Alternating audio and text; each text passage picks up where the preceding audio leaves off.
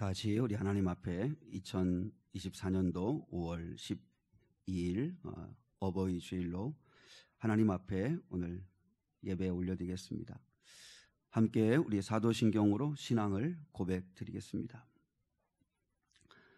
전능하사 천지를 만드신 하나님 아버지를 내가 믿사오며 그 외아들 우리 주 예수 그리스도를 믿사오니 이는 성령으로 잉태하사 동정녀 마리아에게 나시고 본디오 빌라도에게 고난을 받으사 십자가에 못 박혀 죽으시고 장사한 지 사흘 만에 죽은 자 가운데서 다시 살아나시며 하늘에 오르사 전능하신 하나님 우편에 앉아 계시다가 저로서 산 자와 죽은 자를 심판하러 오시리라. 성령을 믿사오며 거룩한 공예와 성도가 서로 교통하는 것과 죄를 사하여 주시는 것과 몸이 다히 사는 것과 영원히 사는 것을 믿사옵나이다. 아멘.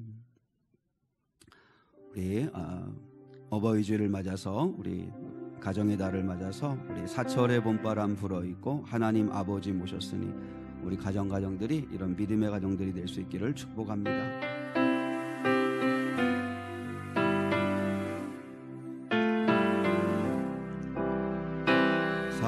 사철의 봄바람 불어있고 하나님 아버지 모셨으니 내 믿음의 반석도 든든하다. 우리 집 즐거운 동산이라. 고마워라 임마누엘 예수만 섬기는 우리 집. 고마워라 임마누엘 복되고 즐거운 하루하루. 어버이 우리를 보이시고 동리들 사랑에 뭉쳐있고 기쁨과 서름도 같이 하니 한간에 초가도 천국이라. 고마워라 임마누엘 예수만 섬기는 우리 집.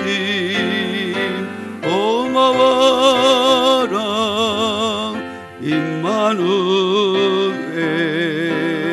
복되고 즐거운 하루하루.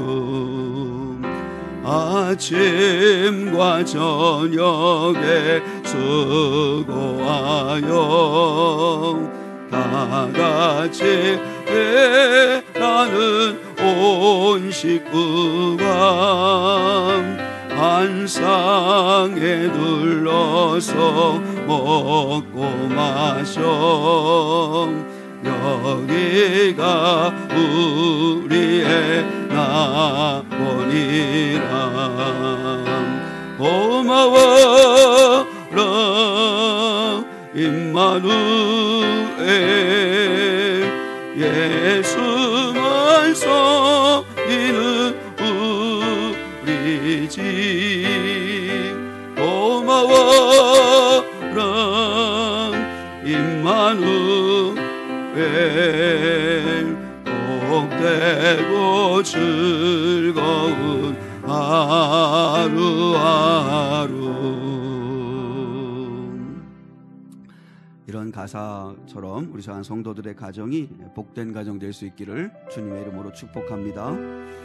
예수 사랑하심을 성경에서 배웠네 우리들은 약하나 예수 권세 많도다. 우리 1절 3절 4절 찬양 하나님께 올려드리겠습니다.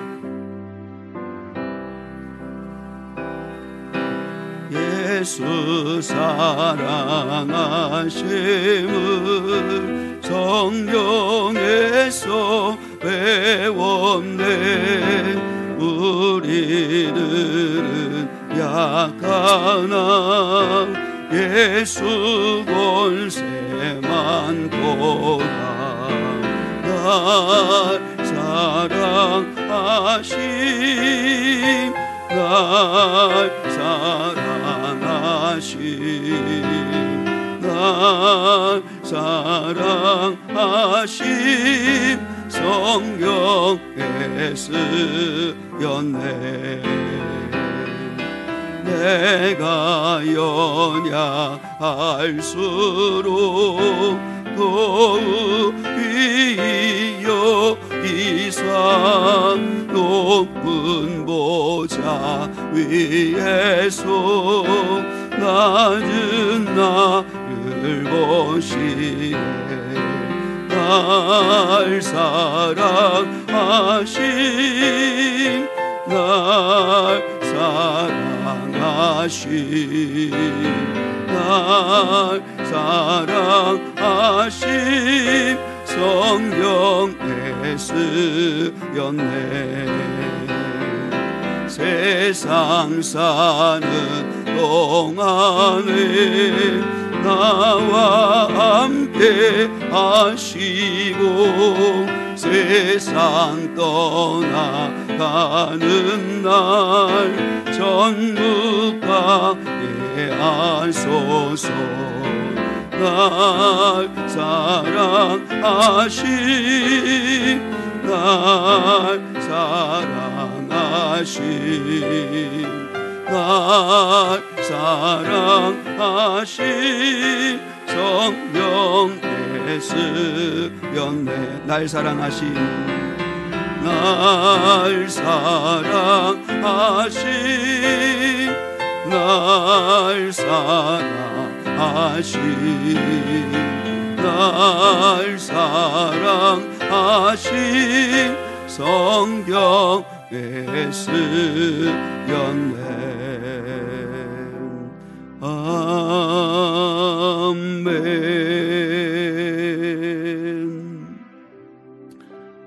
우리 함께 마음을 모아서 이 시간에 함께 기도하기를 원합니다. 첫 번째 기도할 제목은 여러분 사랑하는 성도들의 가정을 축복하는 기도를 할 수 있기를 원합니다.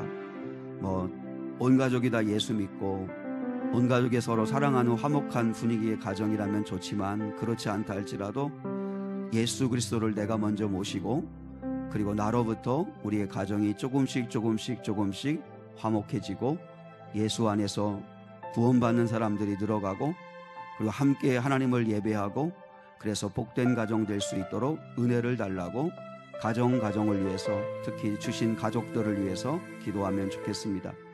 그리고 또한 특별히 치유와 구원의 은혜가 임할 수 있도록 치유와 구원의 은혜가 임하셔서 몸이 아픈 분들, 마음이 상한 분들, 믿음이 약한 분들에게 하나님의 은혜가 부어지는 이 예배 시간이 될 수 있게 달라고 특별히 가정마다 세워주신 어버이들 그들에게 영적 지혜와 은혜를 달라고 기도해 주시면 좋겠습니다.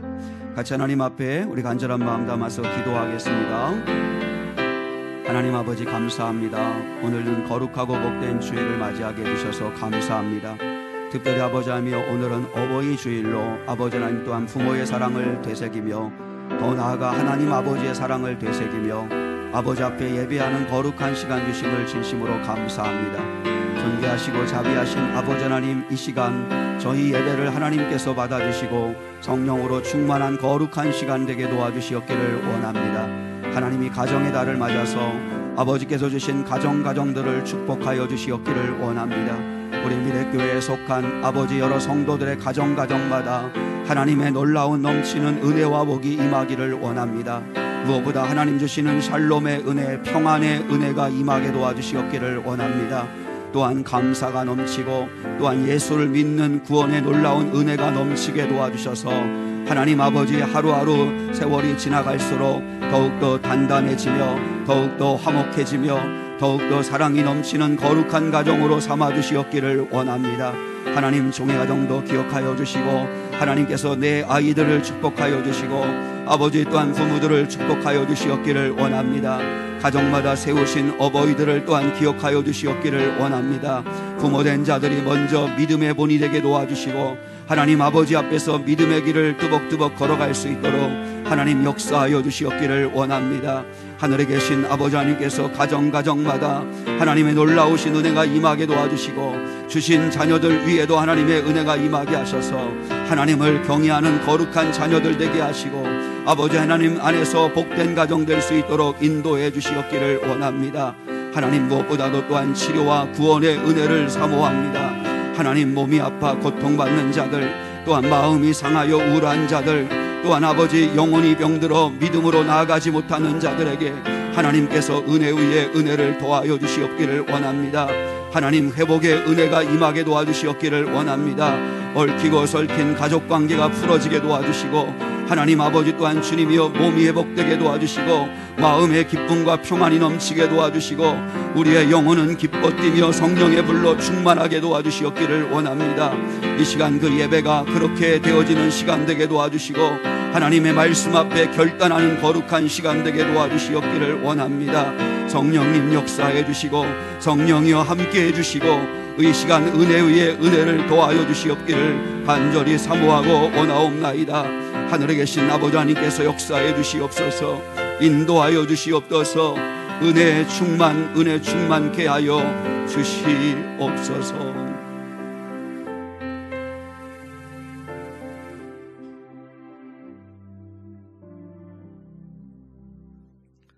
하나님 아버지 감사합니다. 오늘 거룩하고 복된 주일을 주시고 하나님 아버지 앞에 나와 예배하게 하심을 감사합니다. 저희의 마음이 정결하게 도와주시고 공로 없고 자격 없는 저희지만 예수의 보혈로 깨끗게 하시고 이 시간도 그 빈 마음의 빈 그릇에 하나님의 말씀을 가득 채우는 거룩한 시간 되게 하옵소서. 우리 산 성도들의 가정들을 축복하여 주시고 회복의 은혜가 임하게 도와주시고 날마다 점점점 좋아지는 은혜가 임하게 하옵소서. 감사하옵고 살아계신 예수 그리스도의 이름 받들어 기도드리옵나이다. 아멘.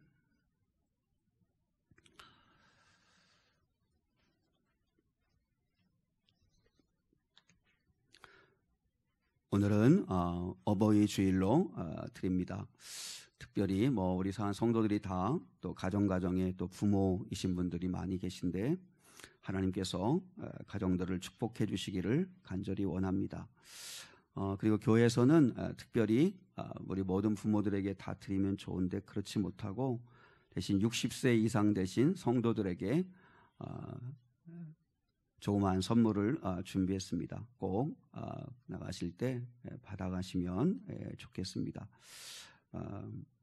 60세 이상 되신 분들은 꼭 드릴 테니까 가시면 좋겠고요. 오늘 주일 오후 1시 20분에 목장 모임 있습니다. 그리고 이번 주간은 반찬 봉사가 있는 주간입니다. 중보기도 수요 예배 후에 있고요. 또 그리고 주말 전도 토요일마다 또 있습니다. 또 금요일도 하고 또 이렇게 평일에도 또 느냐 원사님과 또 사모가 또 하는데 여러분 기억하시고 또 토요일 전도할 때 또 많이 나오셔서 함께 해주시면 좋겠습니다. 두 가지 여러분 좀 기억하면 좋겠는데요. 우리가 금요 성령 집회, 우리 수요 예배 드리고 그리고 또 매일 새벽 예배도 드리고 그리고 금요 성령 집회도 드립니다. 새벽 예배 한 번, 또 금요 성령 집회 한 번 이렇게 여러분이 좀 자원해서 예배에 좀 참여하시면 좋겠습니다. 왜 이렇게 하시라고 말씀드리는지는 제가 설교하는 중에 또 이야기를 하겠습니다. 그래서 여러분의 좀 참여를 좀 독려하고 또 참여를 더 좀 적극적으로 하기 위해서 그래서 여러분 새벽 예배 그리고 금요 예배 때 오시면 이제 그 뒤에 함이 있는데 거기에 여러분 출석표를 자기 이름을 써서 내면 됩니다. 이제 출석표를 만들어 놓을 건데 그걸 내면 월말에 추천을 해서 그래서 또 시상도 하고 선물을 이렇게 뭐 대단하지는 않지만 그래도 가족끼리 이렇게 함께 식사할 수 있도록 상금이든지 선물을 좀 드리려고 합니다. 그러니까 여러분이 그래서 나는 일주일에 4번 화, 수, 목, 금 이렇게 새벽 예배 드리는데 일주일 내내는 못하고 화요일 새벽 예배만큼은 하겠다. 아니면 목요일만큼은 하겠다. 금요일 날만큼은 하겠다. 이래서 새벽에 한 번 좀 오시고 그리고 금요성령 집회는 여러분이 좀 오셔서 뜨겁게 같이 기도하는 그런 시간을 좀 가지시면 좋겠습니다. 그래서 예배 한 번 더 자원해서 드리고 이렇게 해도 잘 안 된다 그러면 이제 그 직분자 되시는 분들은 그 예배 자원 작정서를 써내게 할 겁니다. 그래서 여러분이 직접 나는 무슨 요일 날 새벽 예배 오겠다. 난 금요일 날 올지 안 올지. 그래서 안 오면 저분은 안 오기로 결정했나 보다. 그렇게 알 거고 여기까지 가지 않도록 여러분이 좀 금요일 또 새벽에 한 번 더 와서 내가 예배한다. 그래서 같이 뜨겁게 기도한다. 이런 마음으로 좀 오시면 좋겠습니다. 그리고 우리가 좀 목장을 좀 활성화하는 방법이 뭐가 있을까? 자꾸 이렇게 여러분 개인적인 일도 인해서 자꾸 목장 모임에 이렇게 빠진 일들이 또 종종 생기기도 하는데 뭐 불가피한 일도 있을 수 있는데 그래도 좀 목장이 이왕 시작되는데 좀 활성화되고 목장이 좀 교회에 좀 잘 정착해야 되는데 그게 늘 고민입니다. 그래서 5월 마지막 주는 이제 오후 예배를 드리잖아요. 그 시간에는 이제 그 에베소서 그러니까 올해 1월 달부터 오늘까지 주일 낮에 에베소서 말씀을 전했는데 그 에베소서 말씀 4장, 5장, 6장의 말씀을 가지고 목장별 성경 퀴즈 대회를 하려고 합니다. 그래서 이제 목장들 이렇게 또 잘하시면 목장 모임할 때 커피라도 좀 사드실 수 있도록 그렇게 좀 시상을 하려고 하는데 그 청소년 목장이 있는데 청소년 목장은 자체로는 힘드니까 그래서 우리 이목장, 우리 김대인 장로님 목장과 같이 이렇게 한 팀이 돼서 하시면 될 것 같아요. 그리고 여러분이 설교 노트 쓰잖아요. 그거 오픈 테스트입니다. 보고해도 됩니다. 그 맞출 때 여러분이 잘 이렇게 메모하시고 여러분이 목장 모임 때 나누었던 것을 이제 이렇게 또 설교했던 것들을 좀 이렇게 퀴즈로 내서 같이 이렇게 좀 목장별로도 좀 이렇게 대항하고 목장별로 단합도 좀 할 수 있도록 그렇게 합니다. 그러니까 여러분이 뭐 집중적으로 뭐 공부할 필요는 없겠지만 그래도 에베소 4장, 5장, 6장 우리 1월 달부터 오늘까지 주일 낮에 나누었던 에베소서 말씀을 여러분이 한 번 쭉 좀 보시면 좋겠고 또 설교 동영상도 있고 하니까 또 들으시면 되고 그래서 좀 준비하시면 더 재미있는 시간 될 수 있을 것 같습니다. 그래서 그렇게 기억하시고 5월 26일 날 오후 2시에는 목장별 성경 퀴즈 대회 있다는 거 기억하시면 좋겠습니다. 미래의 섬김, 교회 청소, 점심 봉사하는 거 또 참조해 주시고 협력해 주시고 그리고 내조가 아니어도 잘 도와주시고 오늘 같은 경우 봉사부 같은 경우는 또 다른 분들도 더 적극적으로 좀 참여해서 좀 도와주시고 그렇게 해주시면 감사하겠습니다. 자, 우리 앞뒤 좌우분 같이 한번 인사 나누고 같이 말씀 앞으로 갑니다. 인사하겠습니다. 함께 예배해서 반갑고 기쁩니다. 인사하겠습니다. 함께 예배해서 반갑습니다. 네, 오늘 잘 오셨습니다.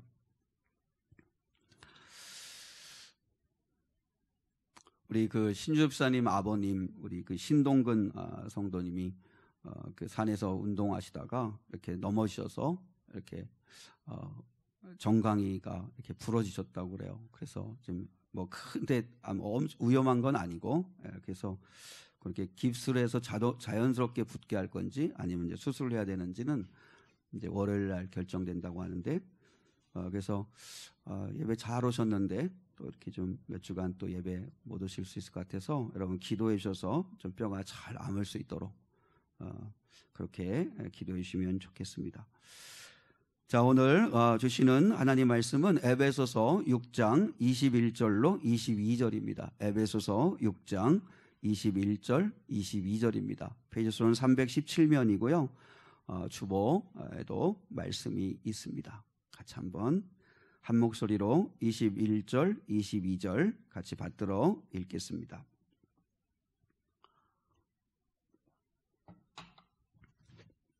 같이요. 시작.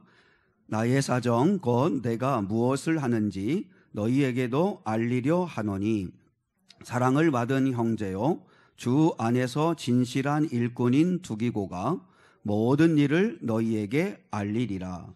우리 사정을 알리고 또 너희 마음을 위로하기 위하여 내가 특별히 그를 너희에게 보내었노라. 아멘.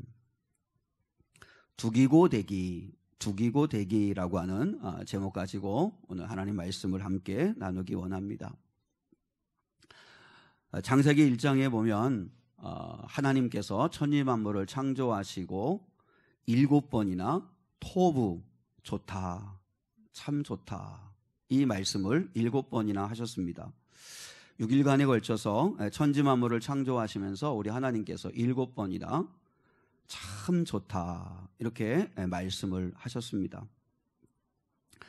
근데 주목할 건 뭐냐면 사람을 창조하시고 난 다음에는 좋다라고 하는 말씀을 하지 않으셨다는 거예요. 가장 심혈을 기울이고 당신의 형상대로 지으신 사람을 보시고는 하나님께서 토부 참 좋다 이렇게 말씀하지 않으셨다는 거예요. 대신에 복을 주셨어요. 그게 창세기 1장 27절로 28절인데 한번 주보 보시겠어요? 하나님이 남자와 여자를 창조하시고 난 다음에 제일 먼저 복을 주셨어요. 자, 같이 한번 읽겠습니다. 시작. 하나님이 자기 형상 곧 하나님의 형상대로 사람을 창조하시되 남자와 여자를 창조하시고 하나님이 그들에게 복을 주시며 하나님이 그들에게 이르시되 생육하고 번성하여 땅에 충만하라. 땅을 정복하라. 바다의 물고기와 하늘의 새와 땅에 움직이는 모든 생물을 다스리라 하시니라. 아멘. 하나님은 참 좋다 이렇게 말씀하시지 않으시고 대신 사람들에게는 복을 주셨어요. 복을. 그리고 난 다음에 선물을 하나 더 주셨어요. 먹거리를 주셨어요. 지면에 씨 맺는 모든 채소와 씨 가진 열매 맺는 모든 나무의 열매를 먹을 거리로 주셨어요.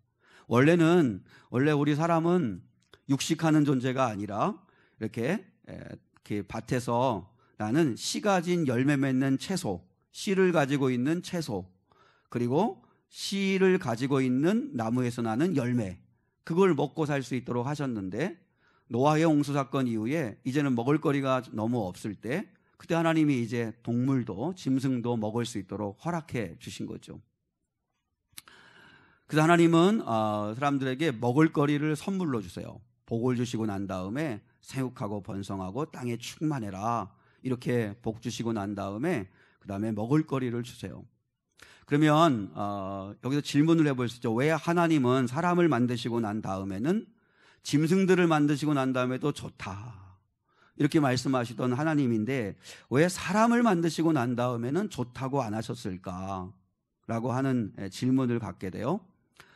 두 가지의 생각을 해볼 수 있을 것 같아요. 하나의 의견은 뭐냐면 열린 결말로 남겨놓으시는 거죠. 열린 결말로. 무슨 말이냐면 인간에게만 하나님이 특별히 영을 불어넣으셨잖아요. 그래서 하나님의 영, 숨을 불어넣으셔서 사람만이 그 생명을 가진 영적 존재가 되었어요. 그러니까 어떤 피조물이나 어떤 동물도 그들이 영을 가져가지고 뭐 회개를 하거나 뭐 예배를 드리거나 이렇게 하지 않잖아요. 오직 사람에게만 하나님이 영을 주셔서 생각하게 하시고 또 판단하게 하시고 그리고 예배드리게 하시고 그리고 돌이키게 하시고 깨닫게도 하시는 그런 영을 불어넣으셨는데 그래서 인간에게만 하나님이 주신 게 자유의지잖아요. 자유의지. 그러니까 하나님이 왜 사람을 만드시고 난 다음에는 열린 결말로 그냥 남겨놓으셨냐면 그 자유의지를 가지고 하나님의 거룩하신 뜻을 깨닫고 하나님의 영광을 위한 삶을 살기로 선택하든지, 아니면 하나님의 뜻을 저버리고 불순종의 길을 선택하든지 열린 결말로 두셨다는 거죠. 그러니까 우리가 자녀를 키우잖아요. 자녀를 키울 때 지금의 모습이 전부가 아니잖아요.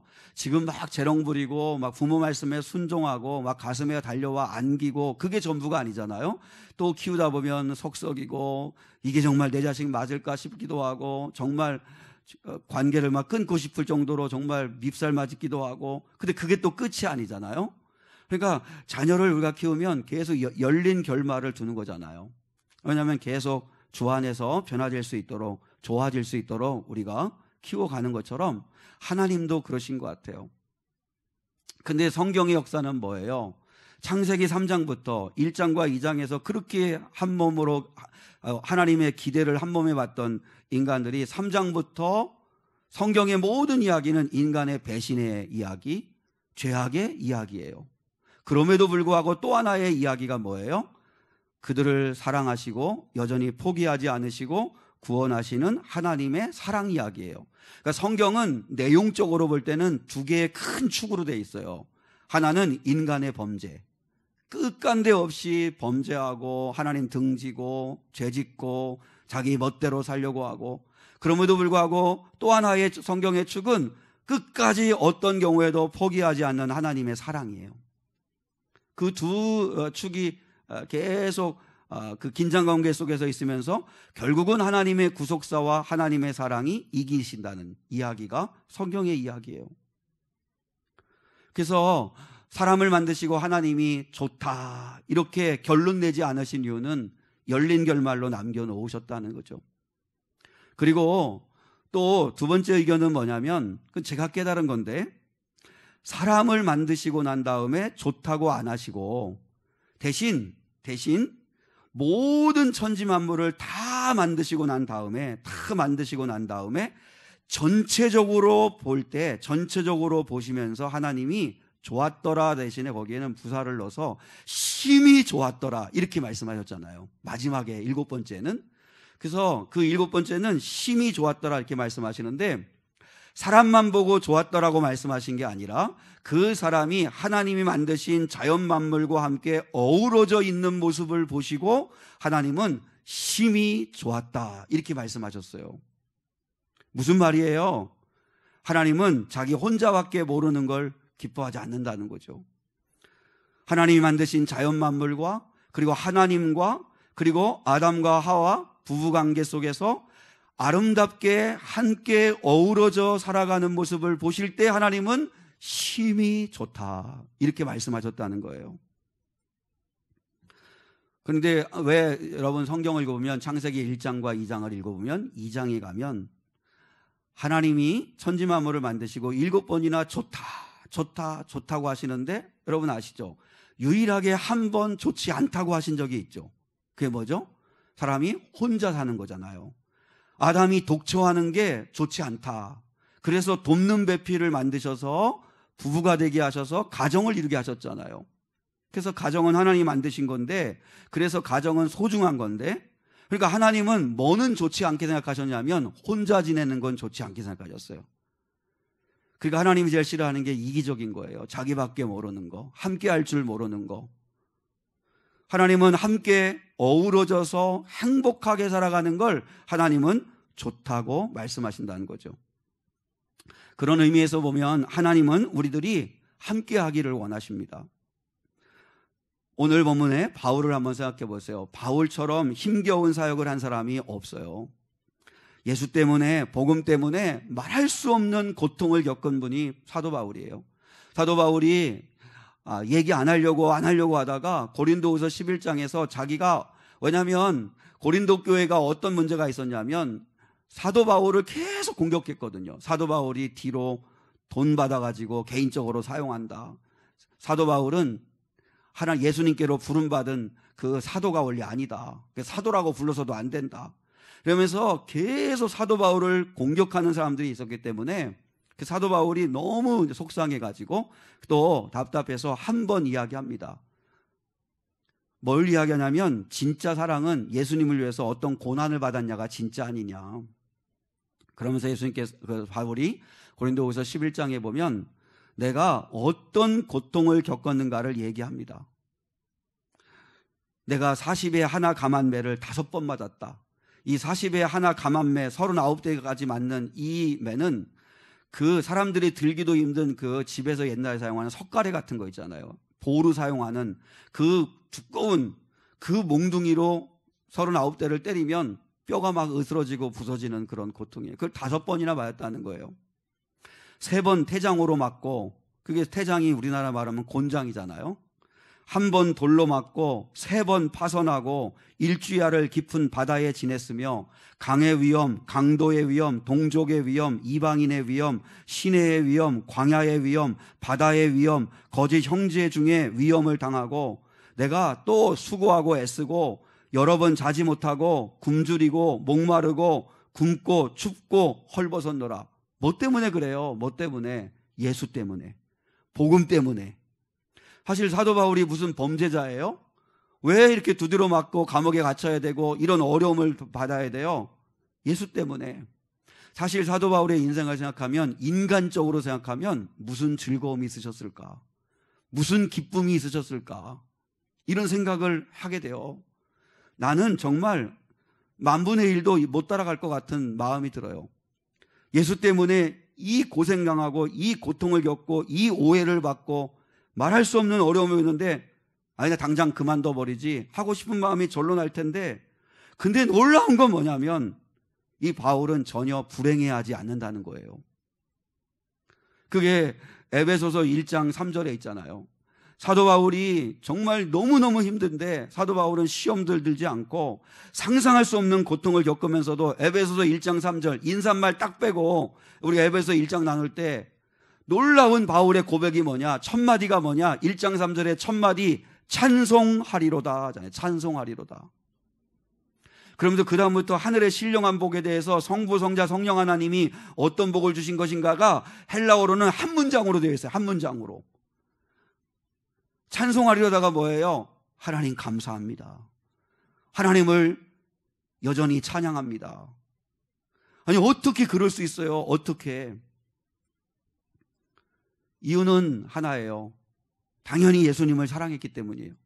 예수님 진짜 만났고, 그리고 예수님 정말 사랑하니까 어떤 수모, 어떤 고통, 어떤 오해, 어떤 멸시, 어떤 어려운 환경 속에 처해도 뚫고 나가는 거예요.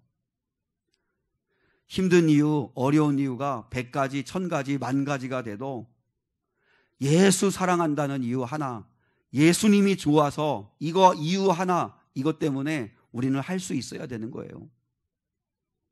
그리고 바울이 지치지 않고 낙심하지 않고 할 수 있었던 또 하나의 이유는 뭐냐면, 바울은 혼자 다닌 적이 한 번도 없다는 거예요.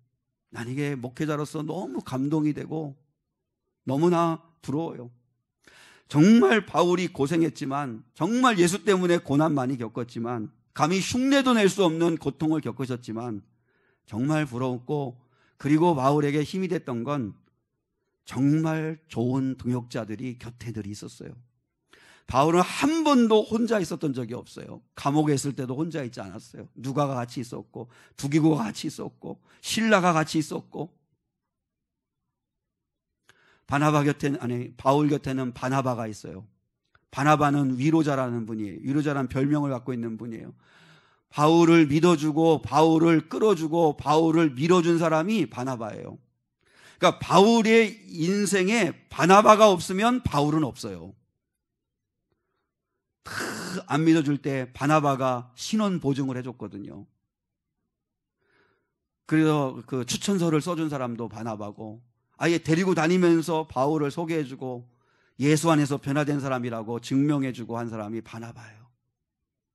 그리고 실라는 바늘과 실처럼 늘 바울과 함께 했던 사람이에요. 자신의 목숨까지도 바울에게 아낌없이 주고 싶을 만큼 바울을 사랑한 브리스길라와 아굴라라고 하는 두 부부가 있잖아요. 빌립보 교회를 개척할 수 있도록 자신의 집을 아낌없이 내어준 루디아라고 하는 여성 성도가 있어요. 감옥까지도 함께 가며 돌봐준 의사 누가, 수많은 동역자가 바울 곁에 있었어요. 그래서 바울은 견딜 수 있었어요. 바울이 정말 부러운 건 정말 좋은 동역자가 곁에 있었다는 거죠. 바울 못지않게 예수님을 사랑하는, 그래서 예수님을 위해 살아가는 바울을 사랑하는 그런 사람들이 곁에 있었다는 거예요. 오늘 본문에서 바울은 에베소서를 마무리하면서 한 사람의 동역자를 우리에게 소개합니다. 그 사람은 바로 두기고입니다. 두기고. 혹시 두기고 들어보셨어요? 자, 두기고가 어떤 사람인가? 우리 21절 한번 같이 보시겠습니다. 21절 시작. 나의 사정 곧 내가 무엇을 하는지 너희에게도 알리려 하노니 사랑을 받은 형제여 주 안에서 진실한 일꾼인 두기고가 모든 일을 너희에게 알리리라. 자, 첫 번째 두기고는 사랑을 받은 형제였다. 사랑을 받은 사람이었습니다. 사랑을 받은 사람. 우리 모든 사람들이 정말 소원하는 게 있다면 사랑받는 거잖아요. 목장 모임 시간에도 한번 나눠보라고 했는데, 당신은 어떻게 된다면, 어떤 환경이 된다면, 어떤 걸 얻을 수 있다면, 어떻게 하면, 어떤 게 가장 행복한 거라고 생각하냐고 한번 편하게 나눠보시라고 했는데, 가장 행복한 사람은 사랑받는 사람이 아닐까. 사랑받는 사람. 사람들은 다 사랑받고 싶어 해요. 그럼 여러분, 어떻게 사랑받을 수 있는 사람이 될까요? 사랑받는 사람은 어떻게 될 수 있을까요? 많이 사랑하는 사람이 사랑받습니다. 많이 사랑하는 사람이 사랑받습니다.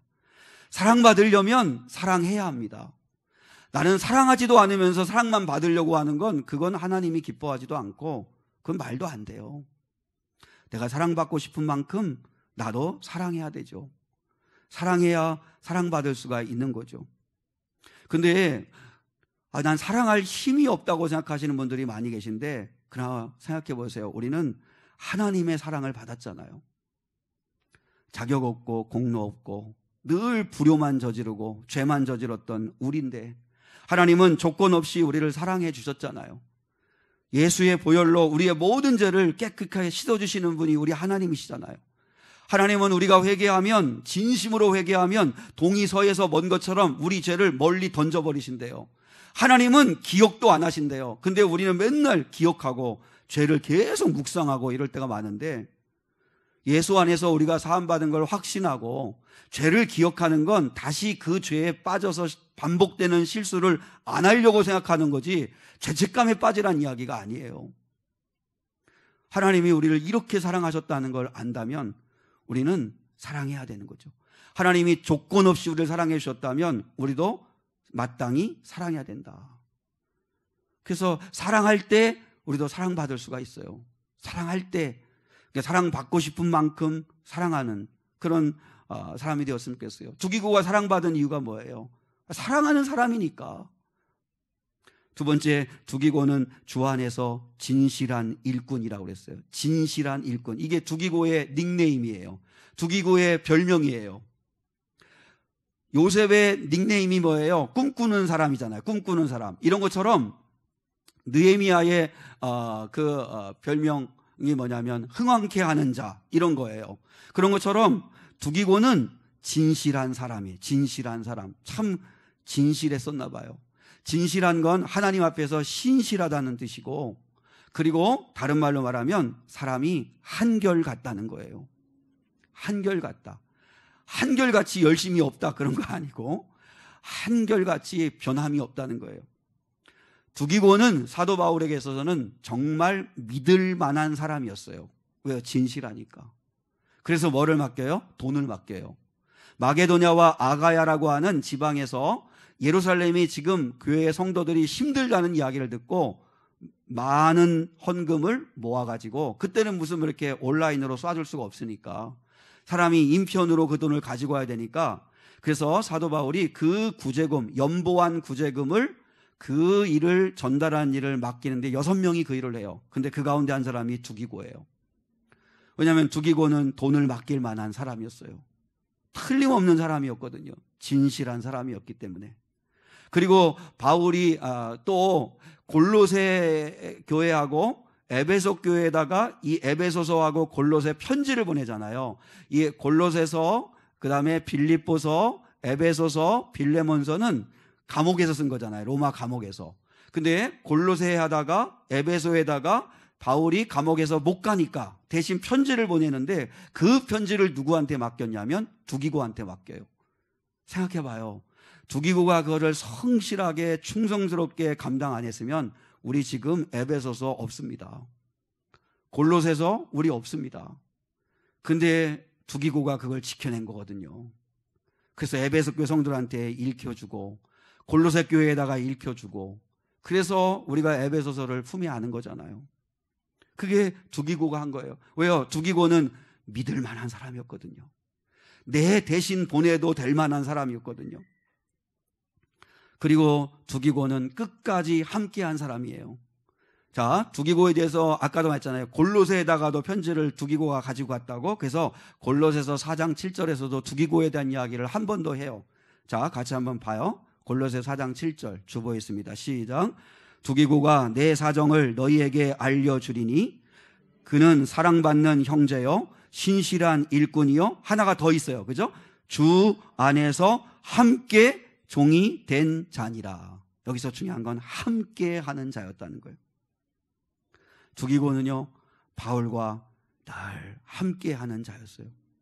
사람이 좋을 때, 사람이 잘 나갈 때, 사람이 건강할 때는 주변에 사람들이 모여요. 근데 내가 약해지고 병들고 내가 힘이 없어지고 내가 초라해지고 하면 사람들이 다 떠나요. 진짜만 남아있어요. 진짜만. 진짜 그 사람 존재를 사랑하는 사람만 남아있어요. 그리고 가족이 소중한 게 그거잖아요. 끝까지 함께 할 수 있는 사람이, 죽음까지 함께 할 수 있는 사람이, 그 죽음의 문턱까지 같이 갈 수 있는 사람이 가족이니까, 그리고 교회 성도들이니까, 목회자니까. 여러분, 목회자는 임종을 지켜주고 임종 후에도 장례를 치르고 같이 함께하는 사람이니까 끝까지 함께하는 사람이 진짜인데, 두기고는 바울이 고난받고 감옥에 갇히고 어려움 당할 때 끝까지 함께 해준 사람이에요. 얼마나 고맙겠어요. 얼마나 바울의 입장에서는 고맙겠어요. 이처럼 두기고는 진실한 사람, 사랑받는 사람, 끝까지 함께하는 사람이 두기고였는데, 이 두기고를 통해서 오늘 두 가지를 적용하고 싶어요.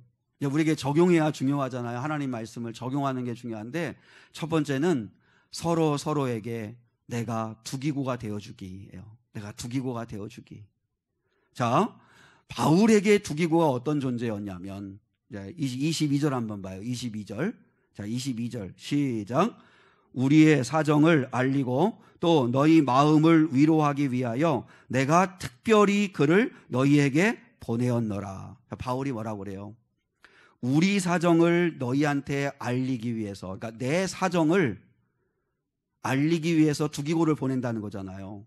그러니까 두기고는 한마디로 바울에게 어떤 사람이냐면 내 사정 이야기를 할 수 있는 사람이라는 거예요. 내 사정 이야기를 할 수 있는 사람. 여러분 혹시 주변에 내 사정 이야기를 해도 자존심 안 상하고 오히려 동정받는 느낌 안 들고 그런 사람들 있으세요? 그게 참 감사할 거리죠. 내 사정 이야기를 다 솔직하게 할 수 있는 사람, 털어놓을 수 있는 사람. 왜 우리가 주변 사람들한테 내 사정 이야기를 다 못해요? 왜냐하면 잘못 이야기하면 소문이나 나지. 기도해 주길 바라서 얘기했는데 소문이나 내고, 그리고 내가 괜히 얘기했는데 기분이 왠지 자존심이 상하고 동정받는 것 같은 느낌이 들고 그러면 사정 이야기 안 하잖아요. 근데 바울은 목회자잖아요. 목회자. 근데 두기고는 성도잖아요. 돕는 성도.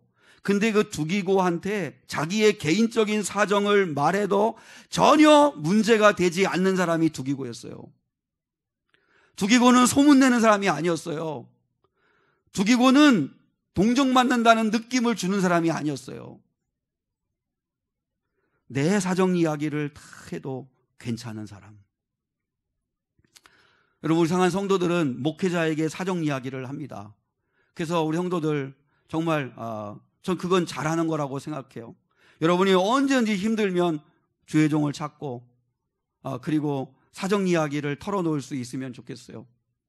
왜냐하면 그건 소문내는 게 아니라 기도해주고 같이 아파해주고, 물론 다 해결해줄 수는 없지만 그래도 같이 아파하고 기도해주고 들어주고 할 수 있는 사람이 목회자니까, 그거 일하라고 세워준 자가 목회자니까 여러분은 목회자에게 사정 이야기를 할 수 있으면 좋겠어요. 정말 남한테 할 수 없는 이야기들 얼마든지 하실 수 있는 거죠. 목회자를 그렇게 활용하는 건 좋은 것 같고, 근데 제가 주목하고 싶은 건 뭐냐면, 바울이 목회자고 두기고는 어떻게 보면 바울 목회자를 돕는 자의 역할인데, 바울은 두기고에게 자기 사정 이야기를 할 수 있었다는 거예요. 물론 뭐 바울이 뭐 어디까지 이야기했는지는 모르겠지만, 그리고 두기고는 바울의 사정을 에베소 교회에다가 전달해 주는 사람이었다는 거예요.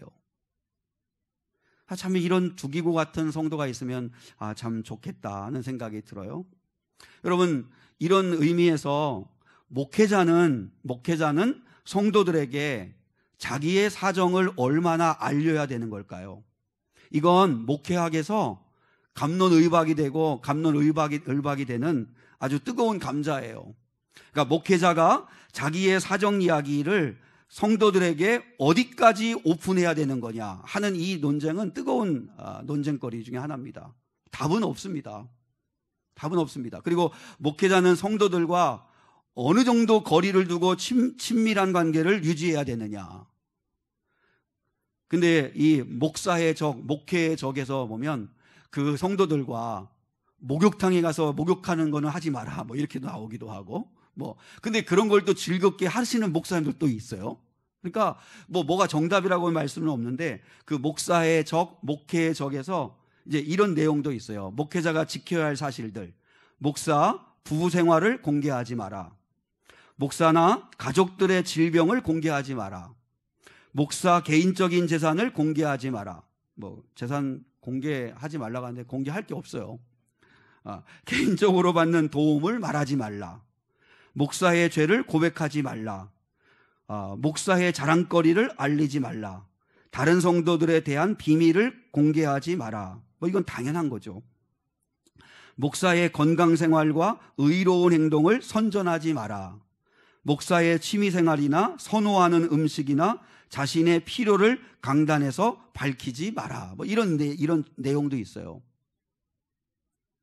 저는 동의하는 부분도 있고 동의되지 않는 부분도 있는데, 그건 그 목회자의 또 어떤 그 성향이나 또 생각이나 어떤 목회 철학이나 여러 가지를 따라서 이제 행동을 할 텐데, 제가 여러분한테 말씀드리고 싶은 건 뭐냐면, 목회를 해보니까 성도들은 자신들을 위해서 끊임없이 기도해주고 말씀을 가르치는 목회자의 형편과 사정을 잘 모르더라고요. 그리고 바빠서 그런지 별로 관심이 없어요. 목회자들의 어떤 사정, 어떤 형편, 어떤 마음, 아픔, 어려움, 이런 것들에 대해서 별로 관심이 없는 것 같아요. 갈라디아서 6장 6절에 보면, 가르침을 받는 자는 말씀을 가르치는 자와 모든 좋은 것을 함께하라, 이제 이렇게 말씀하시는데, 여기서 모든 좋은 것이 물질을 이야기하는 건 아니잖아요. 근데 그렇게도 말씀을 하잖아요. 가르침을 받는 성도들은 말씀을 가르치는 주의 종과 모든 좋은 것을 함께해라. 좋은 것은 자기 식구들끼리만 같이 하고 어려운 것만 이야기하고 그러면 안 되는데, 아무튼 모든 좋은 것을 함께하라, 이런 말씀도 있어요. 근데 성도들은 목회자 생활의 전반을 살피고 혹 어려움은 없으신지, 혹 마음은 괜찮으신지 하는 걸 살피는 그건 성경적인 것 같아요. 인간적으로 잘해주라는 게 아니고, 사람인 목사한테 충성하라 그런 뜻이 아니고, 대신 사정을 알아주는 그런 마음을 갖는 관계는 좋은 거다라는 생각을 하는 거죠. 제가 아까도 왜 좀 새벽 예배, 금요 성령 집회에도 좀 우리 성도들은 한 번씩 나오고, 그 나오면 출석표라도 써내면 내가 추첨해서 선물까지 드리겠다고 이렇게 얘기하냐면, 지난번에 우리 형님을 만났었는데, 어버이날 앞두고 어머니 식사 대접하면서 만나는데, 요즘은 교회가 이제 김포에 완전 옛날에는 그냥 향산교회, 향산이라고 하는 시골교회였는데 그 일대가 아파트가 개발이 되면서 교인들이 막 이제 몰려오고 하니까 너무 신바람이 나셨어요. 그래서 내가 정말 이거 개척하는 삼각교회에 있는 목사인 동생한테 할 소린가 이렇게까지 생각을 했는데, 아무튼 너무 좋아가지고 얘기하는데, 근데 금요성령 집회 시간하고 새벽 예배가 얼마나 뜨거운지 모른대요. 자녀들까지 막 그냥 데리고 나와가지고 그래서 찬양하고 말씀 듣고 1시간 기도하고 애들 청년들 다 안수기도 받고 그러고 돌아가는데 너무너무나 뜨겁다는 거예요. 근데 그렇게 하는 이유가 뭐냐면, 목사님이 힘들까봐 힘이 되어드리기 위해서 성도들끼리 새벽 예배 가자, 금요 성령 집회 가자, 가서 같이 예배 드리자, 그게 목사님이 힘나시는 거 아니냐. 그렇게 해서 성도들이 서로 이야기를 해서 우리 김 권사 뭐 아니면 누구 같이 김숙 권사를 얘기하는 거야. 권사 이렇게 같이 가자. 그래서 가서 예배 드리자. 이렇게 해서 힘이 되어드리게 하려고 한다는 거예요. 난 그건 너무 부럽더라고요. 목회자가 성도들이 예배에 많이 와서 예배 드리고 은혜 받고 기도 많이 해서 복 받으면 그처럼 기분 좋은 게 없는 거거든요. 그래서 제가 성도들한테 열받아가지고 그래서 이야기하는 건데, 여러분이 좋은 건데 그럼에도 불구하고 새벽 예배 나는 일주일 못해도 일주일에 한 번, 무슨 요일이라는 데가 한 번 가겠다. 금요일 날 저녁에 내가 가서 한번 내가 기도하겠다. 서로 좀 이야기해서 우리 같이 갑시다. 가서 기도하십시다. 전도도 우리 가서 같이 전도합시다. 우리 같이 가서 봉사합시다. 얼마나 힘이 나요. 얼마나 힘이 나. 그런 두기고가 있어줬으면 좋겠어요. 두기고가. 서로에게 두기고가 되어줘요. 사정 이야기를 들어줄 수 있고 기도해 줄 수 있고 소문 안 내고 품어줄 수 있는 그런 두기고. 그리고 목회자에게도, 바울에게도 두기고가 있잖아요. 여러분, 목회자에게도 두기고가 있어가지고 다른 거 살피는 게 아니라 목사님이 힘나시는 게 뭘까? 우리가 예배하자, 우리도 같이 기도하자, 같이 순종하자, 그래서 몸된 교회를 잘 세워가자. 그것처럼 기쁘고 힘이 나는 게 어디 있겠나. 여러분이 서로에게 두기고 되어주기. 그리고 두기고를 통해서 적용해야 할 또 하나, 하나님에게 두기고가 되어주기. 하나님에게 두기고가 되기. 사실 여러분, 이건 쉬운 건 아니죠. 보세요. 바울이 에베소 교회 성도들을 위로하려고 두기고를 보냈잖아요. 그런 것처럼 이걸 생각해보면, 하나님을 생각해보면, 하나님은 우리를 위로하시려고, 우리에게 힘 주시려고 계속 보내셨잖아요. 예수님 보내주셨고, 그리고 성령님 보내주셨고, 교회를 보내주셨고, 성도들을 붙여주셨고, 하나님이 이렇게 우리를 위로하시려고 많이 보내주셨다면, 그러면 우리도 이제는 좀 하나님의 위로가 되면 얼마나 좋을까? 하나님에게 기쁨이 되는 성도가 되면 얼마나 좋을까? 늘 하나님 앞에 위로해 주세요. 나 너무 마음 상하니까 하나님 좀 나를 위로해 주세요. 나에게 좀 힘을 좀 주세요. 나 좀 도와주세요만 하지 말고 하나님에게 좀 기쁨이 되고 싶어요. 하나님께 좀 힘이 되고 싶어요. 하나님께 좀 위로가 되고 싶어요. 그렇게 할 수 있는 성도로 결단했으면 좋겠습니다. 그러면 여러분, 뭐 대단한 건가요? 하나님의 일을 하려면, 하나님을 기쁘시게 해드리려면, 그러면 뭔가 좀 더 해야 되는 건가? 헌금을 더 해야 되는 건가? 뭘 더 해야 되는가? 아니요. 예수님이 뭐라고 말씀하셨냐면, 요한복음 6장 28절로 29절에서 하나님의 일이 뭔지 아냐? 이렇게 말씀하시면서 이렇게 말씀했어요. 자, 주보같이 한번 읽어요. 시작. 그들이 묻되 우리가 어떻게 하여야 하나님의 일을 하오리까? 예수께서 대답하여 이르시되 하나님께서 보내신 일을 믿는 것이 하나님의 일이니라. 여러분이 어떤 상황에도 이해되지 않은 일이 벌어지고 낙심된 일이 벌어지고 고난이 없고 힘들 때, 그때에 예수님을 잘 믿고 견디면 그게 하나님의 일이에요. 예수님을 믿는 게 하나님의 일이에요. 예수님을 진짜 믿으세요. 진짜 믿으면 교회에 대해 소망을 가지셔야 되고, 진짜 믿으면 자녀를 위해 기도하셔야 되고, 진짜 믿냐 이거예요. 하나님의 일은 뭐를 더하는 것, 동적으로 더하는 게 아니라 일단은 정서적으로 난 너희들이 예수를 잘 믿는 거다. 그래서 그 한경진 목사님이 후배인 젊은 목사님들한테 목사님들 예수 잘 믿으시오. 그게 유언처럼 한 거잖아요. 예수 잘 믿으시라고. 오늘날 목사님들, 오늘날 지도자들이 예수 잘못 믿어가지고 예수를 진짜 안 믿어가지고 그래서 사건이 일어나고 사고가 터지고 그래서 한국교회가 욕을 먹고 한 일이 얼마나 많이 벌어져요. 여러분, 우리가 하는 일은 우리가 하나님에게 기쁨이 되고 하나님에게 두기고가 된다는 건 예수님을 잘 믿는 거예요. 예수님을 잘 믿는 거. 다니엘과 다니엘의 친구들처럼 이렇게 고백하면 주님이 얼마나 기뻐하실까 하는 걸 결론으로 한번 인용했는데요. 여러분, 금신상 앞에 느부갓네살 왕이 절하라고 강요를 했어요. 그때 다니엘의 세 친구들이 우리는 절할 수 없습니다.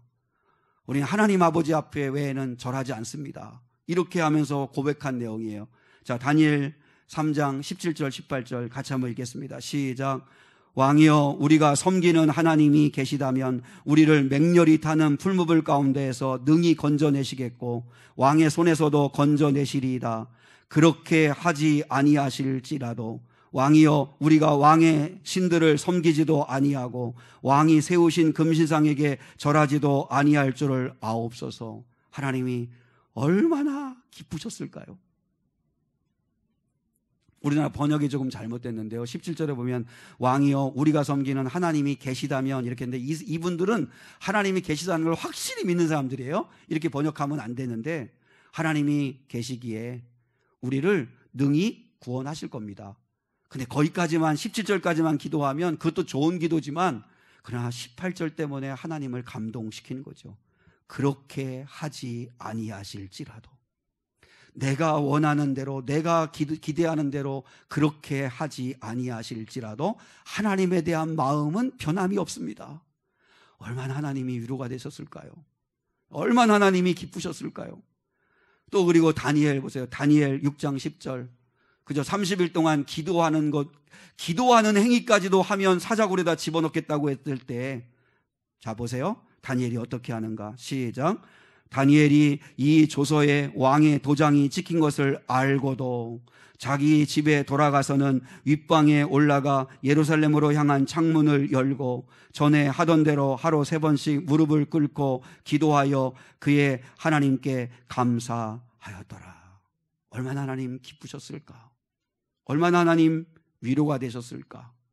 사랑하는 여러분, 오늘 이 시간 감옥에 갇혀 있지만 바울을 대신해서 손과 발과 입이 된 두기고를 소개합니다. 그는 진실한 사람이었고 사랑받는 형제였고 나와 끝까지 함께 한결같이 곁을 지켜줬던 사람인데, 여러분 서로가 두기고가 좀 되어주십시오.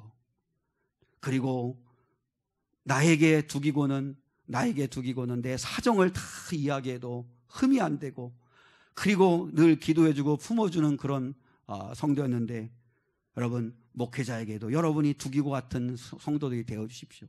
그리고 무엇보다 우리 모두 하나님께 대단한 걸 해드리지는 못하지만 그래도 예수 잘 믿어보려고 하고, 그리고 예수님이 기뻐하시는 고백하며 살아갈 수 있는 하나님께 두기고 되기, 이걸 한번 좀 결단하는 저와 여러분 될 수 있기를 축복합니다. 나 주님의 기쁨 되기 원하네. 우리 결단의 찬양으로 올려드리겠습니다.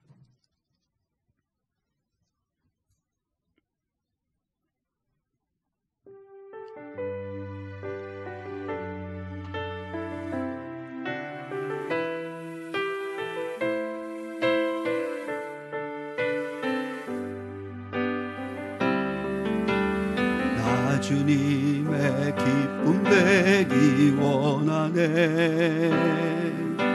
내 마음을 새롭게 하소서. 새 부대가 되게 하여 주사 주님의 빛 비추게 하소서. 내가 원하는 한 가지 주님의 기쁨이 되는 것, 내가 원하는 한 가지 주님의 기쁨이 되는 것 겸손히 내 마음 드립니다. 나의 모든 것 받으소서. 나의 맘 깨끗게 씻어주사 주의 길로 향하게 하소서. 내가 원하는 한 가지 주님의 기쁨이 되는 것 내가 원하는 한 가지 주님의 기쁨이 되는 것 내가 원하는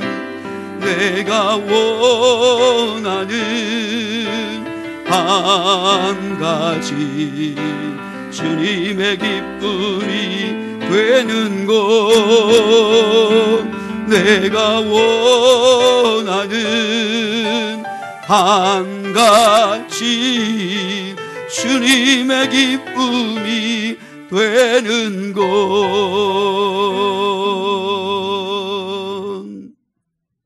하나님 아버지 감사합니다.